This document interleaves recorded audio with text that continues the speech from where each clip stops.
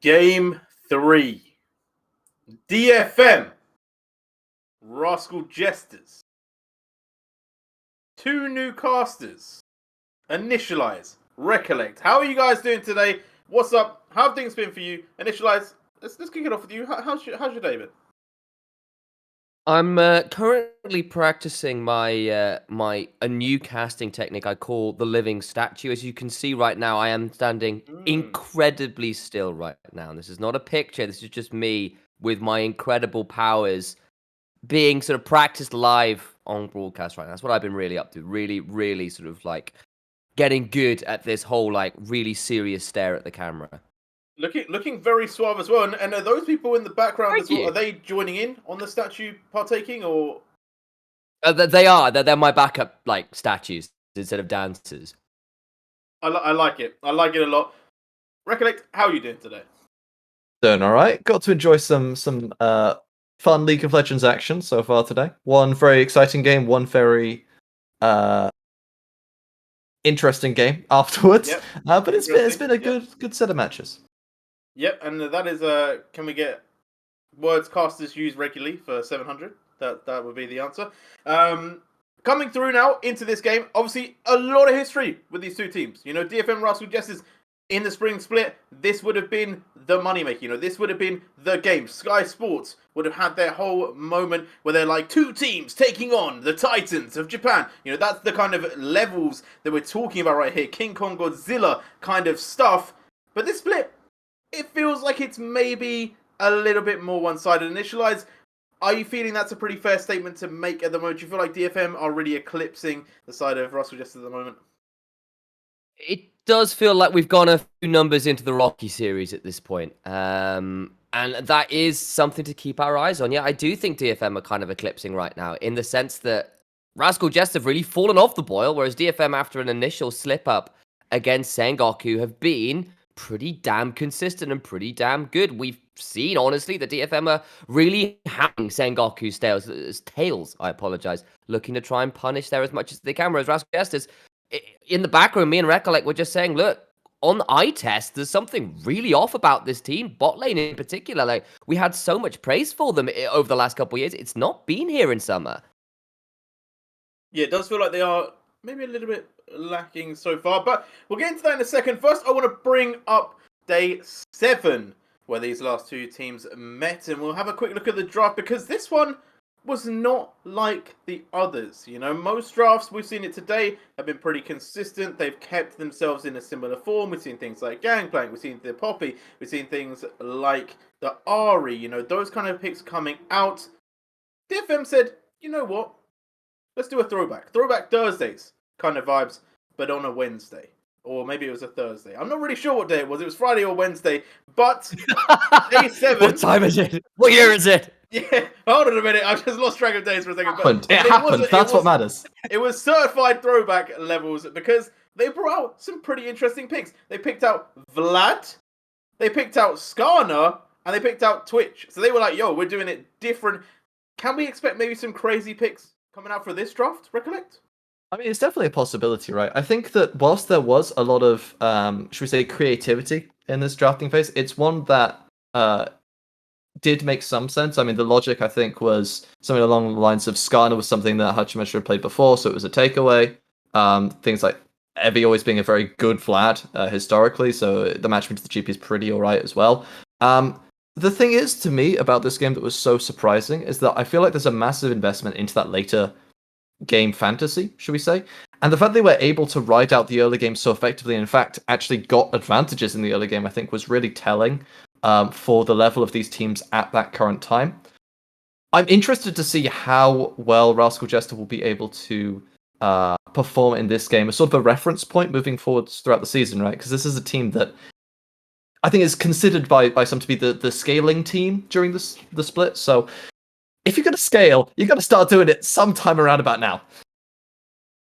Yeah, no, indeed. Like, it's definitely a time to really show your hand. Obviously, DFM versus Rascal Jesters last split did go 2-1, which is pretty unheard of versus DFM normally. But in this split, it doesn't feel likely at the moment. They are 0-1. We'll see if they can pull back a win today. Initialize, if you see Rascal Jesters picking up the win here, what kind of stuff would you expect from them to lead to that result? So I'm going to need a few things, and that's because, honestly, there have been a few things going wrong, and DFM have been on a pretty damn high level, so it's got to be just a general glow up, but the three things I'll focus on. Sol and Secret need to be matching Utapon and Harp, who have been having an absolute stormer of a split. They are pulling out things like the Twitch and some crazy stuff, and that's pretty scary to work with. I need to see something out of the mid lane. Recap has been damn quiet, and you can't have that in a split like this. And then the other top side of that, Hachimecha needs to find a couple junglers in the current meta he is comfortable on, because at the minute he's not really been making as proactive plays early. And yes, we've always had some questions about some of his efficiency, but he's always been clutch. He's always been good at being in the right place at the right damn time, and it hasn't been there quite this split. I know that's a few things, but it needs to happen. We are going to find out if they have those. Pigman is underway. This gladiator match is coming through Colossus sides. Initialize, recollect, take us into DFM.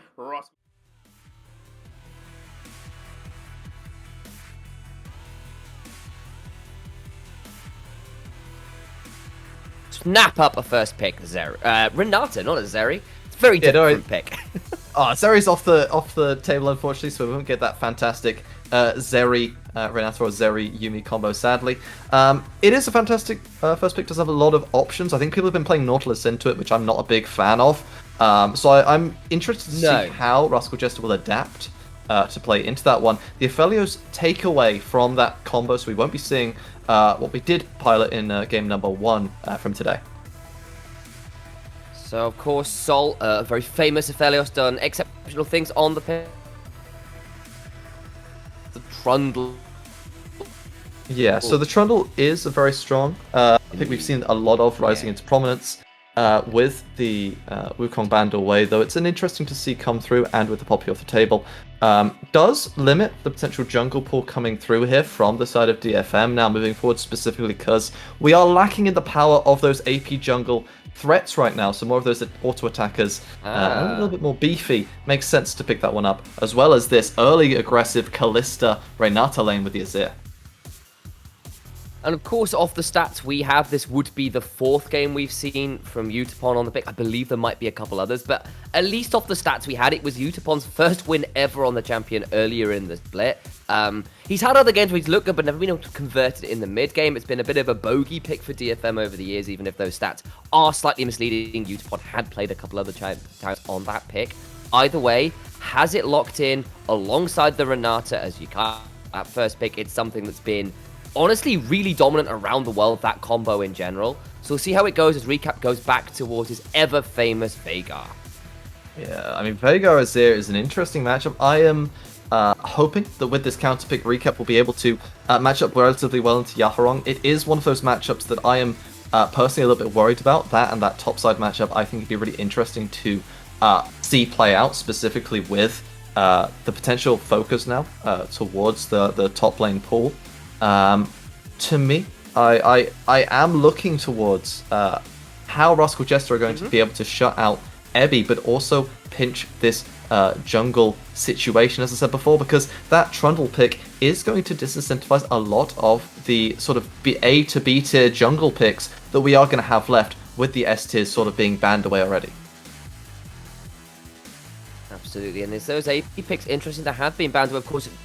For all that Steel has often been seen as something of a, should we say, facilitative jungler in the LJL, someone who's looking to be playmaking, the Nidalee will always something he whether or not they're in meta. I think that the Nidalee's probably slightly out of it. The Lily is more in. Makes some sense. On the other side, though, it's DFM saying, look, we want to make sure that this Secret doesn't have as many ways to ensure that your Sol is dangerous, so getting rid of the safety of the Tahm Kench and the Lulu. Away some of those. Yeah, I mean, you're right. With all the safety banned away, we will need to see. Hello, is it me you're looking for? Can you hear me? I hope you can. Come back. Did you fall down the well? I'll grab your rope. Are you okay? I already did. Get you out. Okay, it's back. You know what else is coming? Maybe I guess the. maybe we can land you like a feather and give you a little bit of Rakan knock-up to get you out of the well, because I hope so. Rakan is locked in to pair with the fellows, and it is that bit of engage that currently Rascal Jester's composition is lacking. They don't have the greatest of go buttons, especially, if you're reliant on just Moonlight Vigil as your engage tool with Gravitum, it's not ideal. So I like the fact we have that Rakan. It's also, thankfully, not the Nautilus into Renata matchup we've been seeing 6 million times when it's not good. So that's fantastic. I like that bit. That's helpful. Yeah, I've heard that so many times, right? That the Nautilus is fine in lane, and the moment you leave it, it's just disaster because you get berserked and you stun your own team, which is just not fun.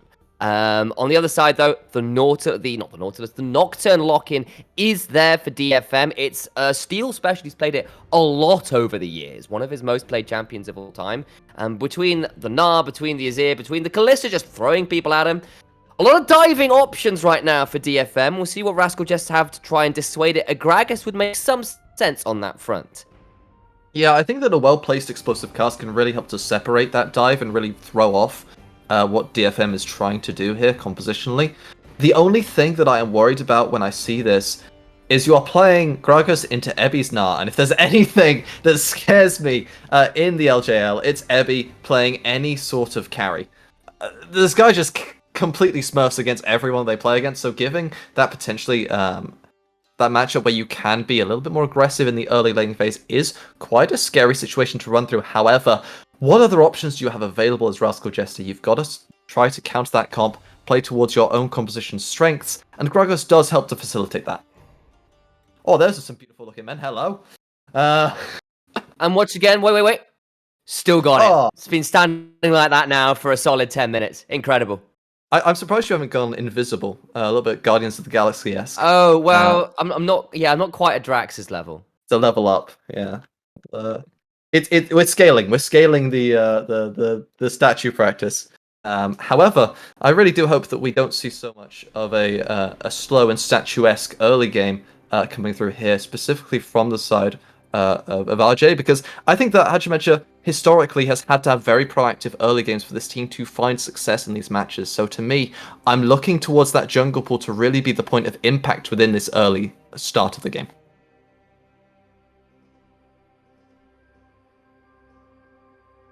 However, flipping the script for a second, it's not just the jungle that we're going to be looking at. You have this powerful Kalista Renata. You do have that ability to impact and play through the bottom side, which means that dragon stacking is always on the table. You always have that option, especially given the fact that there is the chance of getting that priority thanks to the Azir Veigar. The Azir is not as bad in the early lane as he once was, now able to push relatively effectively with that Sand Soldiers, poke out and apply pressure. And it's interesting that we do talk about the pressure because this Veigar pick running the Predator, kind of showing that whilst we have seen Predator Veigar sometimes want to lane, maybe wanting to play towards those side lanes a bit more, maybe looking to set up those cages, which can really, I think, affect some of these DFM members by creating an area of zone control that limits what they can do effectively, especially champions like Kalista. Looking down the rune choices, nothing too crazy going on here, kind of your standardized sets. We are seeing the poke variation of the Gragas. AP Gragas obviously rising a lot more to prominence, shall we say, than the tank variation. So I'm pretty happy to see that coming through here. It feels like I'd like to see both of these sort of junglers mirror path, and that is exactly what we're going to end up seeing here. So both of them showing how important they think these bottom sides are. And when you look at the players historically, it's interesting that is the case. I feel like Ebby is usually who I would want to see DFM play towards. I think Utapon, much more, should we say, consistent member. Not always known to be the player that sort of carries flashily, but is definitely someone who is consistent and solid, no matter what iteration of DFM we do end up seeing. Yeah, indeed. And we'll see if they can put their carry boots on today as well. Obviously, you've already mentioned how good Steel is going to be for this team. And playing that Nocturne, it's a little bit of a different look. But right now in this bot lane, though, Harp trading pretty aggressively onto Soul. But actually, you know what? Rascal Jester's having a pretty nice trade there. Yep, and that's kind of something that Rascal Jesters can do pretty effectively. Their early trading isn't bad. However, if they do end up getting all in, it's a little bit scary. You always have that risk when it comes to this Renata Kalista engage here coming through topside. It is indeed, and I know going pretty low here. Ebby looking to close one out, but not going to have the damage just yet, but really forcing him into a bit of a rough situation now in that top side, taking him very low. And that's kind of just the Ebby gap we see here in the LJL so often, laning super effectively into this Gragas counterpick, and it is that early lane that might be a little bit rough here. I know luckily has that passive to sustain up as Sol. Oh my days. He's going to go pretty what low. A time to rejoin. Welcome Hello, back. J-Real. Hello, Hello. Recollect. On the dawn of the third game, my mobile internet ran out, and so I had to quickly ask for Alex's, and I have returned with a second. That was nice of him. So, I like it was to very imagine. kind of him. I apologize for the random dropout. I just went, what the hell happened, and realized I was no longer with internet, and thus had to find another option. And I hope I didn't cause too much of a pain for you. Sounds like you're having fun, though, guys. Oh, it's a banger. I was just wondering if they'd kicked you out of the place you were being a statue in. Like, I thought that there might have been some I rules. was causing trouble. It's actually Sol is in so much danger at the bot side. He's going to try and survive. It's a risky dive if they get away with it. The bailout actually going to burn down, though, because Unipon wasn't involved. So, the fun thing there is that Unipon ended up actually tanking the tower, died after the death to Sol as well, so the bailout isn't going to do absolutely anything and just ends up burning down before it was actually activated. So, it just becomes a tick-tick-boom because there's no actual ability to bail out if no one dies after it puts you below 0. So Unipon going to create that trade, and honestly, not too bad giving that kill over to the Aphelios. I think you'll be pretty happy if you're Rascal Jester. Yeah, still though, of course, double summoners burn from Sol. DFM didn't really burn any on their end, so on that, plus the wave going down is pretty rough. But this nearly works out very smoothly with the bailout to improve the dive, but unfortunately, the order in which it goes wrong means that Unipon goes down afterwards, as you said. Yeah, a little bit unfortunate there for that trade killing scenario, but it could be a lot worse. You know, DFM, as you said, they do still get that first blood. There's going to be the wave denied too, so it's not all bad. Meanwhile, in the top side, Evie's in a really good spot here because Ino no longer has got that any mana for this Gragas, so you can't actually sustain using that passive anymore. You're going to be super reliant on these biscuits, which is great until you realize that there's only 3 of them and you've just used 2. So now you're in a situation where this Gragas is going to start to have problems until that tier buy potentially comes through, or something that can help facilitate those mana issues.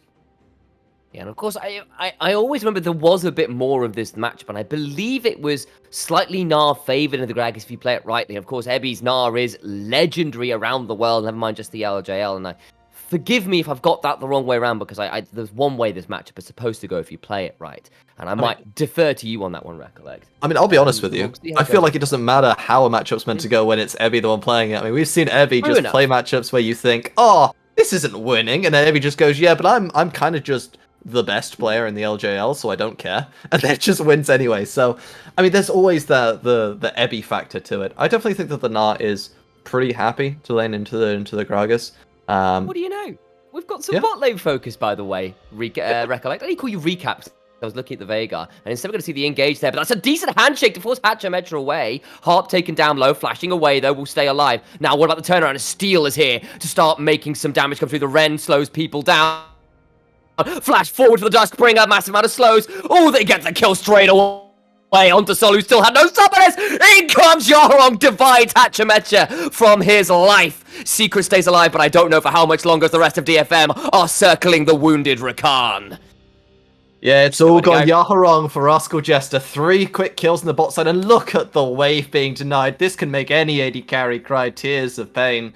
Sol is going to be in a little bit of an unfortunate state now for the rest of this one. On top of that, not a lot gained elsewhere on the map, so DFM with a clean maneuver, nice turnaround from the members to kite out the initial gank, and it's just a little bit too well played here. I love the attempt here from Hatcher trying to go for that proactivity to find something. Nice engage initially here from Secret as well, but the CC, whilst it is there from Sol, it's not enough. Flash away from Harp is plenty, and now Unipon is just running, and it's all to the races for DFM. Sprinting it in, nice flash engage here from Steel, and it's just so much early damage from this bottom side. Yaharong there for the cleanup.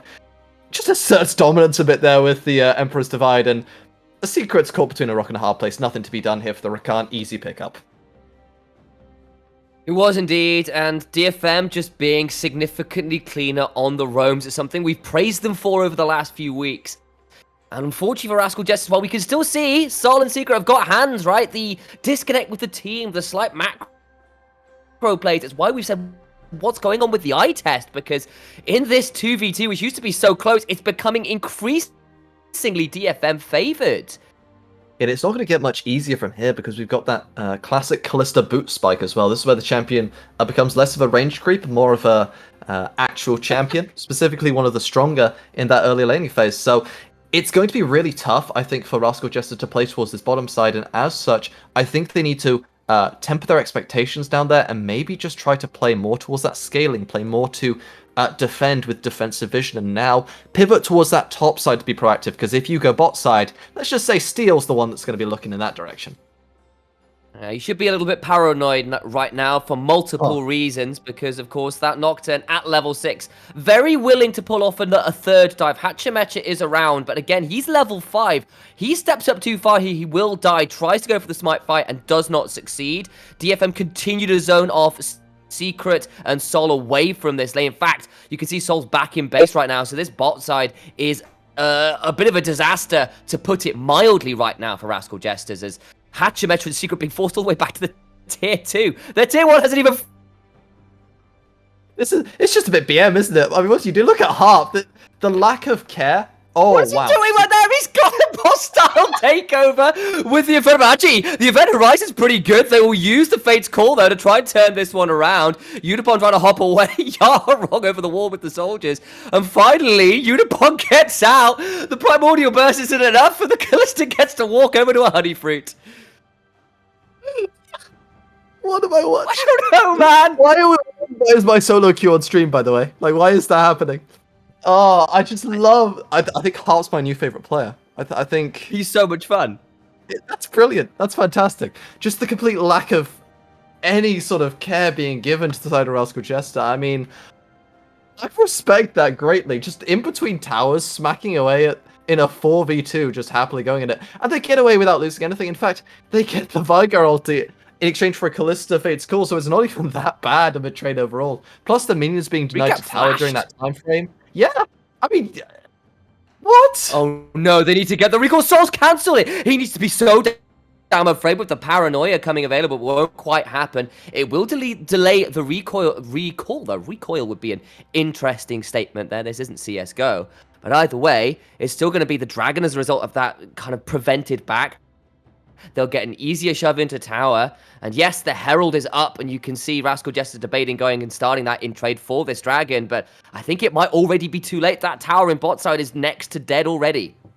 Yeah, that's the problem you're trading off, right? Is that usually you get this Herald so that you can get that extra money and play through the early game more proactively thanks to the gold influx you're going to have. Unfortunately, that's not exactly going to work out if first tower's going to fall for free in the bottom side, plus you're trading off the more scaling objective of the Dragons for Drake stacking later on down the line, and realistically speaking, it is what you would expect from DFM. They need to use their Callista early, because as it gets later and later, it becomes harder to contest those Dragons, but the fact that they're also getting first tower too means that they're significantly ahead on rotations and tempo, and it also means that no one is currently matching that bot side. Callista doesn't actually have to stop if she doesn't want to. I think is going to do so, but look at the denial. Ebby? They're going to be so afraid here to the paranoia. That's just dead. I don't care if you got Severum, Crescendum, red and white. Good night to the Aphelios. Nowhere to go. Harp's up here as well. And DFM punish the attempted shove on the cross map.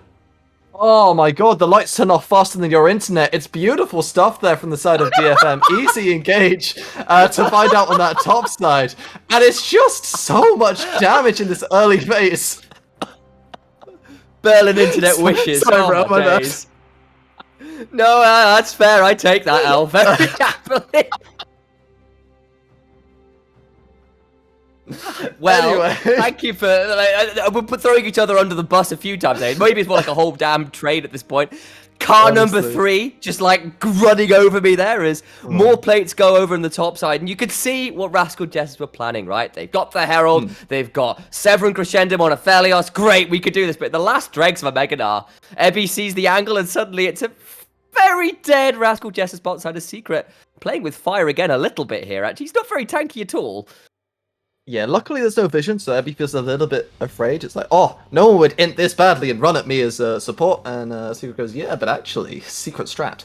But gets away with it. Obviously, nothing going to come through of that one. However, it does still mean that you are sort of sacrificing time now because everyone's moving to this top side, trying to sacrifice a little bit of potential CS in the bottom side. Ebby reads it beautifully, just going to take that reset, understands that they're playing the weak side right now, at least until the rest of the members can show up. And in fact, they are here now, potentially could look for the turnaround play. It would be an even fight here for the side of DFM. It's all a bait! 4v3 though, hostile takeover comes through, and in comes Steel to even up the numbers, but there's a teleport coming through. Already, Utapon has murdered Hatcher Metcher, and the cask will only send them away to safety. Ebby about to get Meganar, flashing forward, huge throw back, and up comes Heart for the rest of them. They're going to turn it around though to shut down, but the turnaround already started to be massive as the Emperor's Divide gets more. And yes, you killed the Gnar, but everybody else has been murdered. Secret alone lives to tell the tale.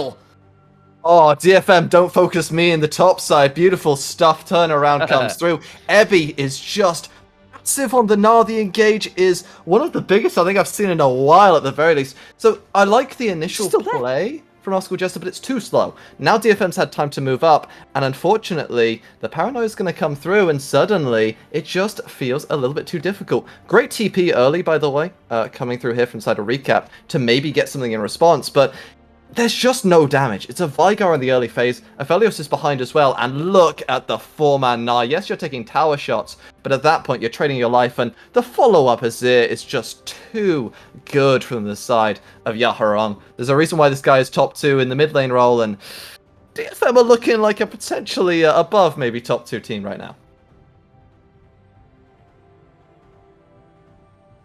I mean, what do yes, speechless. That's how I'd be as well. There's nothing that you can say about that last play. And what we can talk about a little bit, though, is this Herald Spawn. 10,000 gold at 14 minutes, recollect. 10,000 gold. I don't think I've seen a gold league that massive this early in nearly a year, probably. That is obscene. I mean, it feels like discrepancies. They're playing in a different currency. Like, I mean, this is like... it feels it's a little bit like Rascal Jester's tears. Oh yeah. Oh, it definitely. I mean, what else could it be? Oh, that's actually the ultimate hit. That's a little bit better than the last few times for the hostile takeover. Umina gets turned around. In goes Steel to the backside, though. The damage is pretty real. Bailout is on. Will be popped. But Unicorn's back alive. Does finally fall, but another Mega Gnar straight back out. Ebby is scooping him straight into hell. That is a Gravedigger skin. He looks more like Yorick than Gnar right now. Recop now having to back away. Yes, you killed the Callista. But at what damn cost? I mean, Ebby is eternal in the top side. I think we're going to be looking at Gnar bans, which is not something I thought I would ever say, but this is ridiculous stuff. I mean, the initial engage looks great here from the side of Rascal Jester. You're not going to find a much better look, sadly, with the current game state. They've done a fantastic job of at least orchestrating this one, but it's just not enough. I mean, look at the initial attempt. Nice Gravitum engage here coming through the New Light Vigil. Follow-up comes through, cage is down. Cask into the cage as well for the CC chain. But the bailout is there, and it's just an easy play now, and Ebby is mega, ults down, gets 2, easy CC chain comes through, 2 dead, 3 dead, 4 about to fall, and it's just a little bit too much here from DFM. It's a bit of a wallet whacking in this one.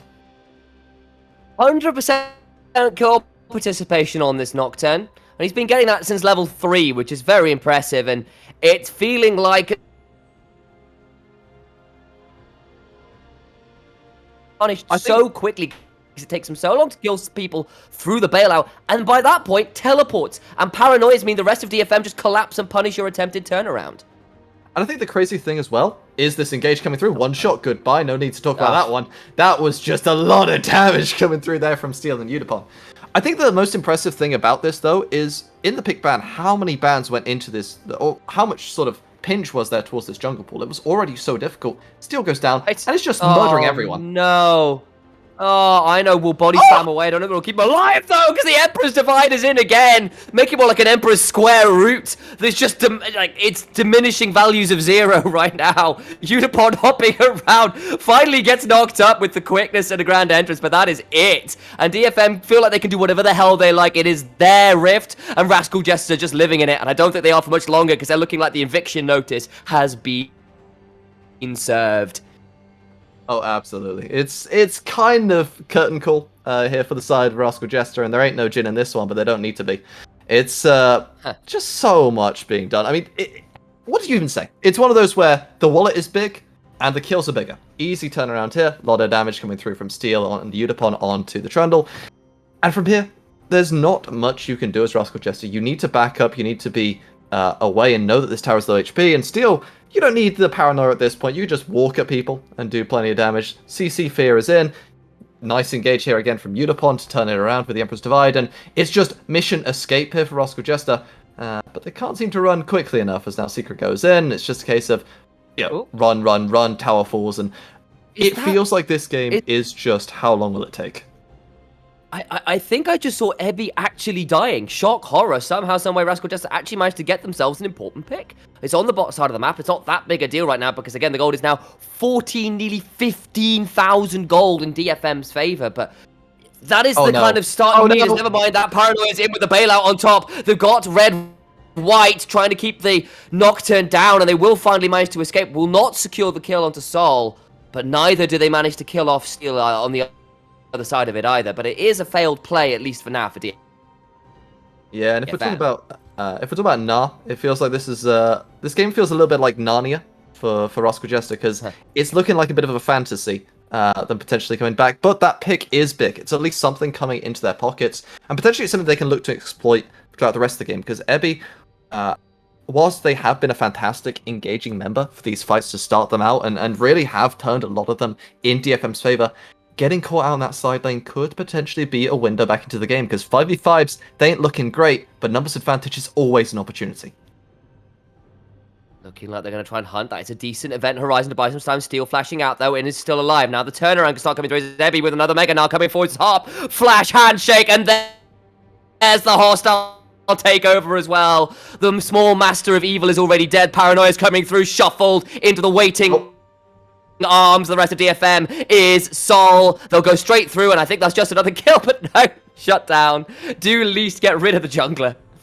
Yeah, they'll steal his life in response. That was a little bit of a... That's one of those plays where you're just feeling a little bit hypey, you know? It's one of those where, we're doing great, I'm carrying the game, I'm just gonna kill everyone, and all sorts of hypey plays, Unipon. Just absolute disrespect. Onto this inhibitor tower. Does about to fall, surely. They're going to try and get the body slam. Doesn't really get the engagement we're looking for, but our Harp has been knocked up. Does get pulled back out, though, so he's still alive. My days on no HP. Yaharon gets a hold of, I know, Harp still alive. Recap was looking for the engagers here, on the other side. Finally goes down to Sol, but DFM, they're just having fun at this point. They're playing with their food. Unipon goes golden. There is some amount of turnaround potentially available. Shut down goes the way of Sol. And they're just playing around a little bit at this point at DFM. Yeah, they're just joking around on stage. I can respect it. DFM are just having fun with their food at this point. The 15k advantage is usually enough for most teams to close out, so I imagine we'll just see them now pivot towards that dragon, move to the Baron in all due course, and it's just a case of another great performance here from the side of DFM. They look fantastic. They had, issues at the very start of the split, but they've definitely started to show a lot more concrete form, and this is just the play breaking out early. It looks fairly okay, the tower getting focused down, and I like the initial attempt here from the Gragas. The cask is great, they do find a lot of damage, but look at the ulti coming through. The Fate's Call keeps Harp alive on very low HP, and from here, it's Recap trying to do work. Ebby in the backline fighting 3 for fun, it seems, on the Gnar, and realistically, it's just a bit of griefing. We do be doing a bit of trolling. That's the only way I can describe this here from the side of DFM. But they're loving it. They're having a good time. And we'll throw a DM to Kazu later asking, what happened to that inhibitor turret out of interest, by the way? I need to know. But it has been very dominant thus far. A little bit overeager perhaps there, but they are, I think, just feeling it a little bit. And that's fair enough when you're in positions like this. I can understand wanting to style a bit. The risk, of course, is a lot of these kills and shutdowns have been going towards Sol, who, while horribly focused in the early game now, does have 4 kills and 2 items. If you can survive to a third, this isn't a Phelios. You know what happens when you get to those late game scenarios, and you have got the tools to offer some zone control. The CC doesn't necessarily scale with items, just with levels. So free. Yeah, anything that can buy time here for the Rascal Jester would be appreciated. Can find ways to prevent that. It can be pretty scary as the Baron is started by DFM. There's the hostile take of force Hatchet Metra away, and the Baron's gone down. Now I think DFM, thinking they're done with playing around with their foods, Ebby onto this other inhibitor. They've already got 2 exposed now with the Baron to their name. Rascal Jesters, they were already on death's door. I think they're about to be shown through it. Yeah, it definitely feels like the Hangman's Gambit is breaking out here for the side of Rascal Jester. We'll need to see whether or not they can find anything. And it seems like Fnatic Brush style, Japanese variation is coming into play to potentially look for something. But, crucially, DFM, they're not going to path in any kind of dangerous way. They're just going to move through the vision they already have. They can get themselves up towards this top tower, and they can just prepare reasonably well, but Harp might get caught. Oh, but he's got a Fate's Call. It'll be pretty hard to finish him off. There is the Fate's Call, and they burn quite a lot to make that happen. Paranoia down, though, means that might be a bit of a weakness, but Ebby all the while still gets a hold of this inhibitor turret, of the inhibitor, I apologize. And now the rest of DFM can start warming forwards. I know is shoved back, trying to body slam away. Now he's in danger with no flash. Will cask away 2 members of DFM trying to stay alive. Still going to be just about there. Does get out, and now Sol with Severum Crescendum looking to try and play a little bit front line here, but that inhibitor in mid lane will be the sacrifice of the disengage from Rascal Jester. Yeah, if there was one advantage Rascal Jester had just accumulated for themselves, it was those ultimate cooldowns. They blew 2, blew 3 now in the top side. It's only going to be the cask down for the side of Rascal Jester. If you're going to go, you need to go pretty soon, because Ebby is knocking away on the Nexus towers. Absolutely, he's an idiot mega as well. There he comes straight through. Aina gets the knock back with the belly slam, but body slam, I apologize. Belly bop, body slam. Oh. There are multiple ways of saying that. Combining the two, probably not that helpful. But down now to about 1/3 HP already. They're going to try and zone out best they are around this final remaining inhibitor turret. But Rascal Jesters, you've got to find something very shortly, or it's about to be all those cooldowns right back off again. That's a big hook onto Sol, actually, who's trying to turn that around. It's still the quickness going in, but the Empress Divide forces a load away. Will not get the kill with the Severum Crescendum, and then the hostile takeover. It's yours, Utapon, because they're hopping through for multiple. He's got a double already. Bailout will allow him to stay alive. Back up. Will get the quadra. Now he can look for the pentakill. I know, alone remaining. They're going to try and fountain diver. They want to make it happen. He's knocked into the fountain. Heals to stay alive. They're thinking about it, but this is a Gragas. He's so hard to make it happen. I think they might just leave it alone. They're going to go anyway. Those golden will surely prevent the pentakill. Utapon denied, but DFM or not. It's a nice attempt here to try and bail out your AD carry, get that little bit of style points, should we say, on top of an absolutely ridiculous win. Fantastic stuff there from DFM, really putting a statement out in this one, out towards Sengoku, but it just felt like from the very first play they got going, it was all DFM in this one. I was going to use this as a reference point for Rascal Jester's growth, but there was nothing to talk about. It was just DFM train wrecking them.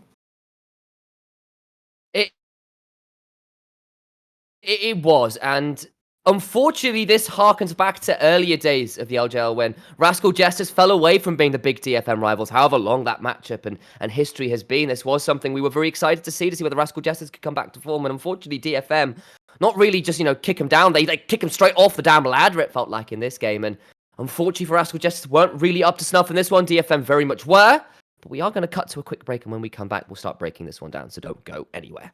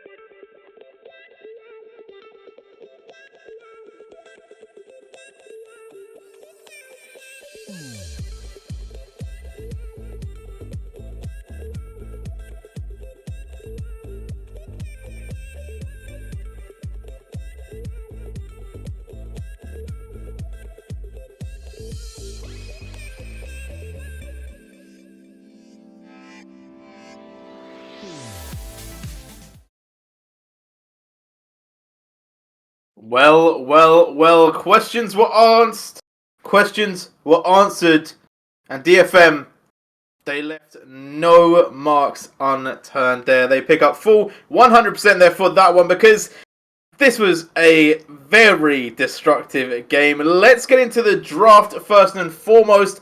We got to see Vega coming out from Rascal Jester's. Recollect, how are you feeling about Rascal Jester's draft as a whole? Well, I mean, we got to see Vigar in the pick ban. I didn't see it in the actual game though. It was gone for most of it. I think that this is one of those where. Sorry, I think it's one of those where there are issues with the pick ban for sure, but it's definitely still. I think it's still playable. I think there are still things you can do with this composition. The problem is that they kind of just got absolutely butchered in the early game by DFM. They utilized their Azir priority really effectively to move around the map. Steel had a standout performance. I mean, I won't lie. I've questioned Steel as to like a top, if they were top 3 jungler. This is a fantastic performance to cement at the very least that, if not higher. Had a fantastic sort of all-round match. So I'm really impressed by what I've seen. But yeah, it's not drafting issues, more in-game ones, I would say, than anything else. Yeah, and we talked about how flexible DFM can be. They brought another new pick for this split. They brought the Nocturne through. And Initialize, what are you feeling about that one? So this is a Steel old school staple. This is something he's played for years and years and years and years. I think it's something like his 3rd most played champion of all time. Like, he knows his way around a Nocturne very, very well. I'm hoping that was audible over my slight ping spike there. So they clearly know how to play around it. They bring it in. The whole aim of this game is murder, Sol, and Seek's hit. It's doomed. Yeah, it definitely does feel like that was the aim of the game. And, well, you brought it up in the cast, but at 14 minutes, 10k gold lead, which is pretty absurd. You know, that is pretty crazy. That is quite a feat. You know, we talk about DFM having good early games, not necessarily always this good, though, recollect. Is this like a new and improved DFM, or actually is this still a step where we're saying we're not fully certain on how they'll perform against Sengoku? So I think it's really hard to tell because I've been a bit negative towards Rascal Jester for a little while now. So I think it's really hard to measure this performance versus our number 1, number 2 teams, because this is sort of a middle of the pack, maybe lower end of the middle of the pack sort of team. And I think that the signs from DFM are fantastic. They really are. The question for me is whether or not it's replicable against other drafts, against other teams, where they have less laning advantages, shall we say. Yeah. No, indeed, it's definitely stronger. And I think for me... Yeah. Oh, no, I wasn't sure if I was interrupting you there, but I'll go forwards on this Yeah, one go for briefly it. while I've got the moment. Specifically in the sense that I don't know how if you manage this to this level against teams with a little bit more mid congestion. Obviously, they went for the Veigar and it got shoved in pretty heavily. And you do that against, say, Jet, or against a team that might be able to punish on the other side of the map a bit more. And I don't think the gold lead looks anywhere near as extreme. Yeah, no, indeed, and we will have to see. Obviously, Sengoku versus DFM. That is the match that everyone is waiting for in terms of who is going to be top of the table. But this game did still give us some insight into. Sorry, whoa, right, getting ganked by a cough there. It is still a situation where Rascal, I think, are still a team where you can expect some potential from them. I don't think they're fully out of the woods, but I do think DFM are looking a little bit too strong today. But that is going to be the end of game number 3 today. DFM picking up another win, adding to their tally, keeping close with that Sengoku team, who is going to be up next. So we are going to take a short break, then we'll be back with our 4th and final game.